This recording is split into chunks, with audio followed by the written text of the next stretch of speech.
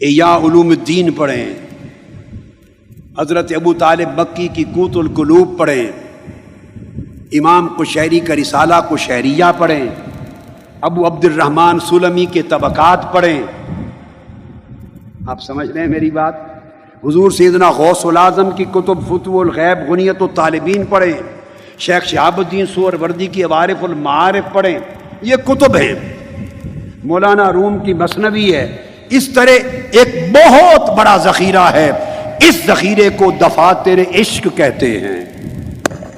یہ وہ دفاتر ہیں، وہ کتب ہیں، ان کے خزانے میں سب عشق کی داستانیں لکھی ہیں، عشق کے قصے لکھے ہیں، عشق کے طور طریقے لکھے ہیں، قربت کی راہیں لکھی ہوئی ہیں کہ اس کی قربت کے راستے کیا کیا ہیں، اس کے قریب ہونے کے طریقے کیا کیا ہیں، اسے منانے کے ڈھنگ کیا کیا ہیں، اس کو پا لینے کے انگ کیا کیا ہیں۔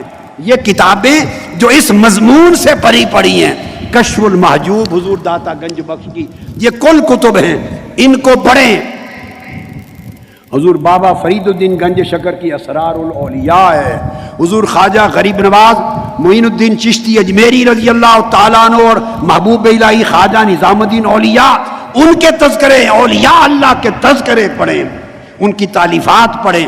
یہ ہیں دفاتر عشق و معرفت، ان کے شب و روز پڑھیں۔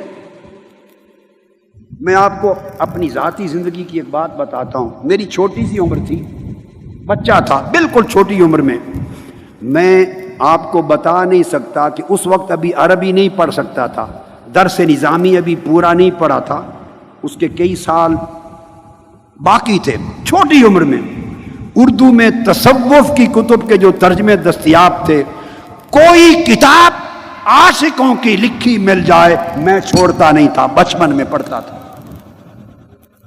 جس طرح بندہ جان کے ساتھ جڑا رہتا ہے، میں کتب تصوف کے ساتھ جڑا رہتا تھا۔ اب کیا کیا نام کسی کا بتانا ہے۔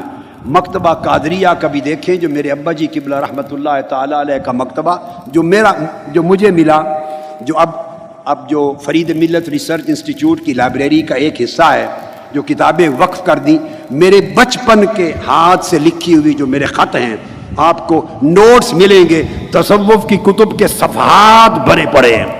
وہ خط بتائے گا کہ کس عمر کا خط ہے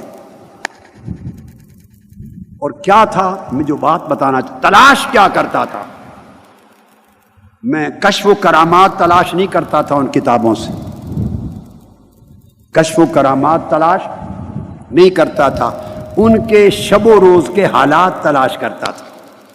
ان کے دن کیسے گزرتے، ان کی راتیں کیسی گزرتی، ہائے ہائے، ان کے عشق الہی کا عالم کیا ہوتا، ان کے اندر عشق کی آگ کیسے سلگتی، کیسے بھڑکتی، وہ تڑپتے کیسے۔ میں ان کے اندر عشق کی داستانیں تلاش کرتا تھا۔ یہ میں آپ کو 10، 11، 12، 13، 14، 15 سال کی عمر کا زمانہ بتا رہا ہوں۔